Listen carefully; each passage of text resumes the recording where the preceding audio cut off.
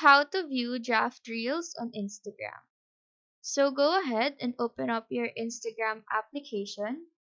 Click the plus icon here on the bottom part of the screen on the center. In here, you will see your gallery, and beside that is the option to see your drafts. So once you click on draft, these will show, and on the bottom right corner, you can choose between post, story, reels, and live. Since we are looking for the reels draft, click on reel.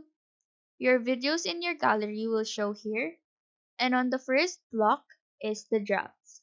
Click on that, and as you can see, the reels draft will show here. Now, another way to access this is to go back to your homepage, click on the reels icon. It's between the plus icon and your profile tab. Click on the camera icon here in the upper right corner. Swipe up your screen, and here you can see the same drafts a while ago. So that is how to view draft reels on Instagram. Do let us know if this video helped you out, and if you have any questions, feel free to drop them down below. Thank you for watching and have a nice day.